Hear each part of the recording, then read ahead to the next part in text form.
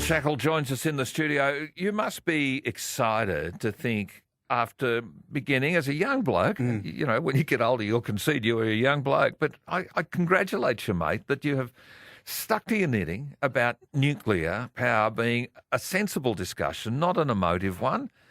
Technology's there. Now you've got a South Australian Premier seemingly, you know, on the team.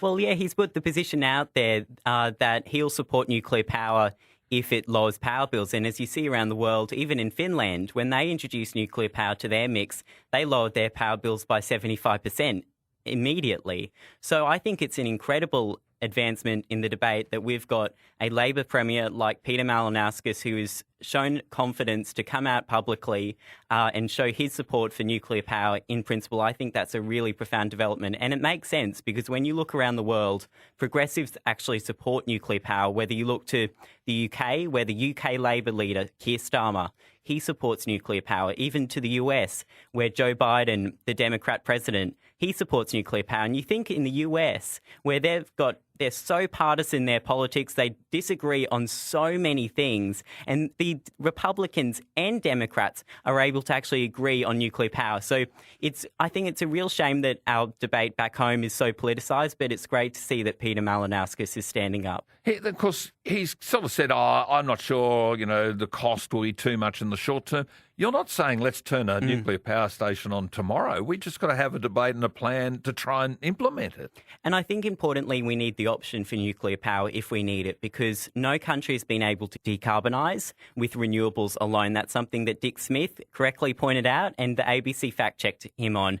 He then fact-checked the ABC because no country has been able to do it. Australia would be the first. It's a really risky proposal. And the countries that have been able to decarbonise have had to do it with either lots of nuclear or lots of hydro. So we know that if we want to reach net zero, the only proven way is basically with using a bit of nuclear power. And currently we don't have that option because of the 90s era's bans that were introduced. And I think they're really, you know, defending them has been stabbing ourselves in the foot because we're not able to progress and make any solutions to this energy and climate crisis we're experiencing when we're limiting ourselves to only a limited number of options. Well, I've been around long enough to remember the People for Nuclear Disarmament Party, which Peter Garrett fronted once, what was the 1984 federal election, so a long time back. But the whole thing was built off the back of the arms race that apparently had nuclear warheads on it. Thank heavens we never saw any of it flung to prove that they did or didn't. But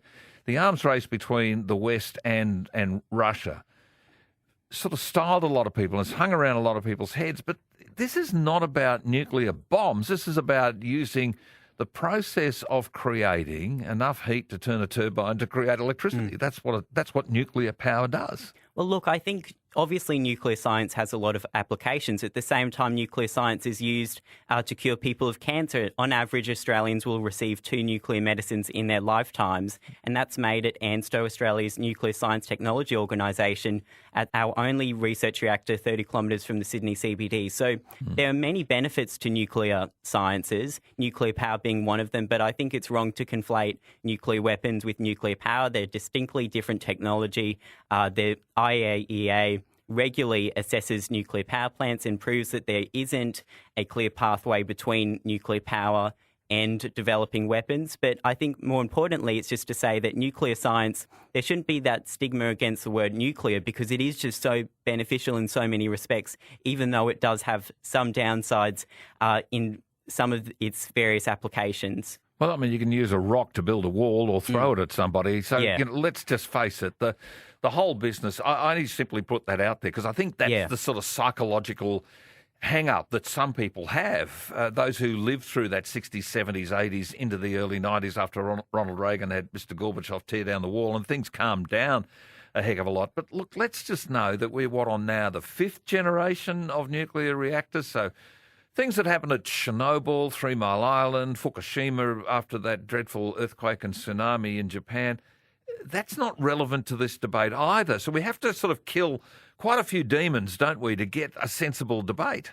We really do. We're up to the fourth generation of nuclear reactors, and now there's so many emerging technologies such as small modular reactors, which are the smaller nuclear reactors, which, when they're properly developed, will be able to be mass-produced in factories. They actually rely on the technology from the larger reactors, which have been used, and they're obviously have also progressed a lot. So they're not incredibly new technology, but also there's going to be such things called micro nuclear reactors or nuclear batteries. Say Westinghouse is producing one in the US, the Avinci micro reactor.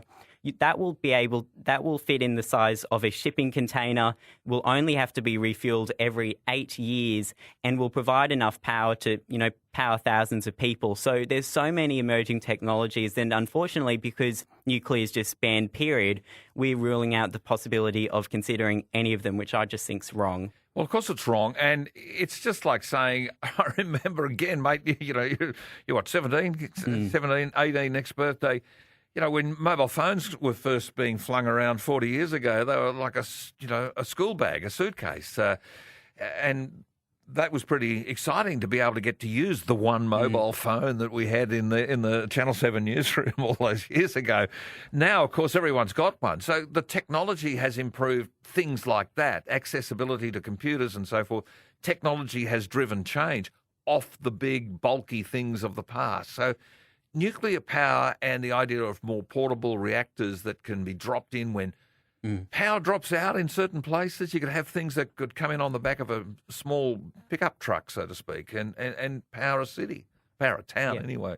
Well, yeah, these are some of the biggest companies in the world which are producing these innovations, such as Westinghouse, such as GE Hitachi, such as Rolls-Royce in the UK. They're currently developing a small modular reactor proposal which will be ready in the early 2030s. They're also, mind you, going to be producing the reactors for our AUKUS submarines. So it doesn't really make sense why we're happy to commission them to build the reactors for our AUKUS submarines, which will be floating around Australian major cities. We'll have to be managing with the nuclear waste produced from them. But at the same time, we're not comfortable with Rolls-Royce producing small modular reactors for our energy security back home. It's such hypocrisy, I think, and there's no reason left to maintain the ban on land-based nuclear reactors, in my view. Well, and indeed it seems in Peter Malinowski's view as well, because he makes that point that those Rolls-Royce small reactors, because every one of those new submarines are going to be floating nuclear reactors, as you say.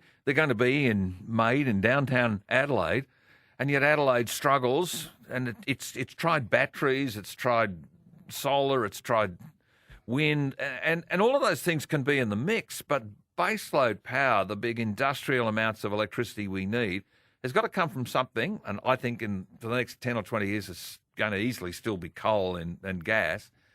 But I think we've got to start getting serious about getting online these nuclear reactors into the mix. Oh, 100% agreed. And look, South Australia has basically done what our country is currently proposing. And I think to a large extent it has failed their transition because they're still relying on a lot of gas.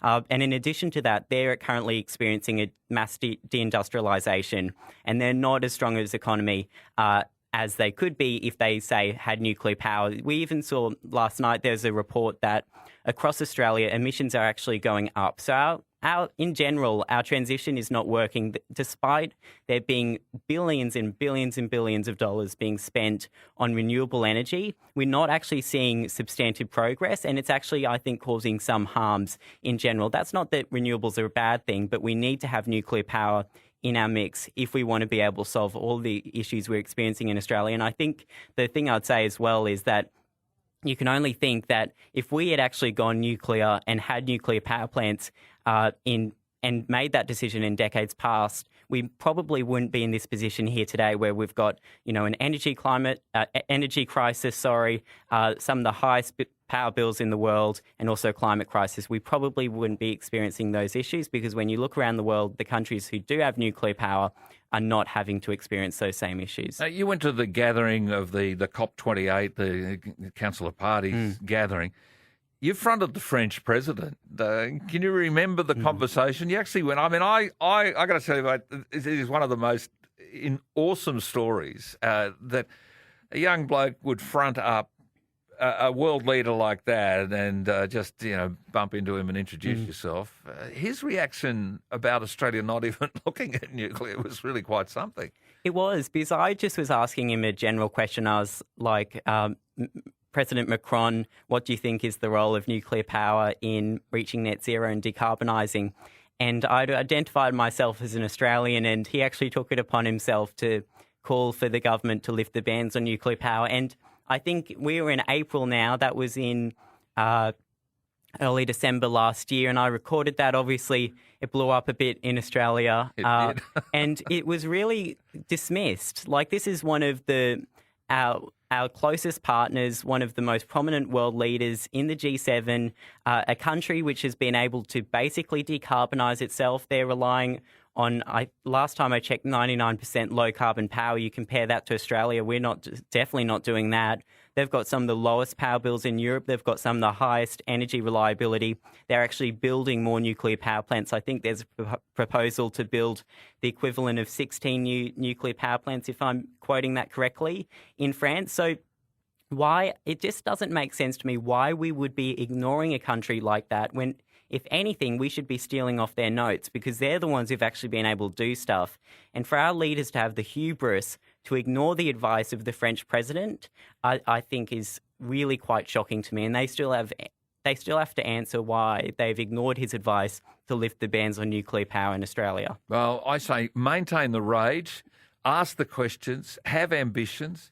And if you graze your knee, I know you're just going to keep getting up and running at this. And I said to you months ago when we last spoke on this program, I back you 100%. And you've got 20,000 people who've signed the petition, not necessarily following you on Facebook, but I reckon every one of them that signed it follows you on Facebook, whether you realise it or not. The point is, Nuclear for Australia is a movement started by you.